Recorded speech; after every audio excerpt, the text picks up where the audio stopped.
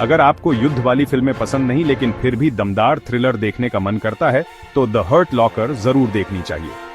The hurt locker 2008 में release हुई action और रोमांच से भरपूर थ्रिलर है जो आपको युद्ध के बीचों बीच ले जाती है। कैथरीन बिगेलो द्वारा निर्देशित यह फिल्म सिर्फ धमाकों के बारे में नहीं है, ये उस मानसिक युद्ध के बारे में है जिसका सामना सैनिक हर रोज करते हैं। 7.5 की IMDb रेटिंग के साथ इसमें कोई आश्चर्य नहीं कि इस फिल्म ने 6 ऑस्कर जीते, जिसमें सर्वश्रेष्ठ फिल्म और सर्वश्रेष्ठ निर्देशक शामिल हैं।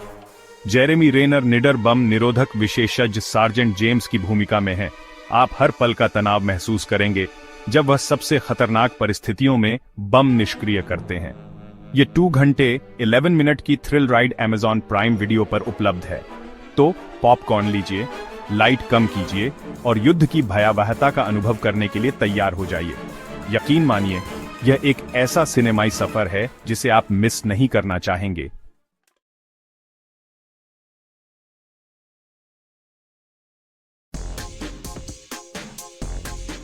साल 2004 है। बगदाद, एक शहर जो कभी रौनक से भरा था, अब तनाव और हिंसा के साये में घुट रहा है। हवा में डर और अनिश्चितता की बदबू भरी है। इसी अफरा तफरी में अमेरिकी सेना की एक खास टुकड़ी काम करती है, एक्सप्लोसिव ऑर्डिनेंस डिस्पोजल टीम। उनकी लड़ाई खाइयों और टैंकों की नहीं, बल्कि छिपे हुए IED और बूबी ट्रैप वाली इमारतों की है। घड़ी की हर टिक टिक एक संभावित धमाका है, हर कदम किस्मत से एक जुआ।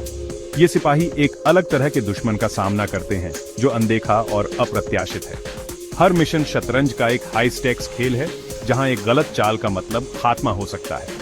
दबाव बहुत ज्यादा है, इंसानी सहनशक्ति की सीमाओं को परख रहा है। डर एक निरंतर साथी बन जाता है, उनकी मानसिकता को कुतरता रहता है।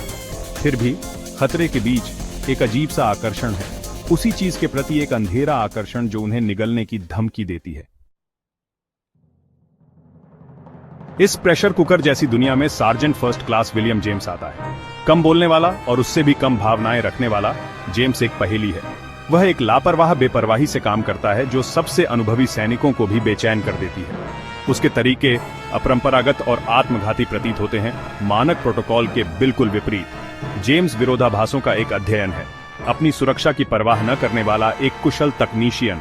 वह मशीन में एक भूत है जो उन भयावहताओं से अप्रभावित प्रतीत होता है जिनका वह रोजाना सामना करता है, लेकिन शांत दिखावे के नीचे एक तूफान उमड़ रहा है। जेम्स एक आदी है, युद्ध के एड्रेनालाइन रश का, मौत के साथ नशीले डांस का आदी। टीम द्वारा किया गया हर मिशन अंधेरे के गर्त में उतरना है। हवा में सस्पेंस है, रेगिस्तान की गर्मी जितना स्पष्ट। यादों में एक पल, एक सामान्य निपटान एक इराकी नागरिक के साथ तनावपूर्ण गतिरोध में बदल जाता है। कर्तव्य और सहानुभूति के बीच की रेखा धुंधली हो जाती है, जिससे जेम्स को अपने ही राक्षसों का सामना करना पड़ता है। एक और मिशन, भीड़ भाड़ वाले बाजार में विस्फोट करने के लिए तैयार कार बम को निष्क्रिय करने के लिए समय के खिलाफ एक जबरदस्त दौड़। मासूम लोगों की जान का बोझ भारी है, घड़ी की हर टिक टिक, नसों पर एक हथौड़े का वार।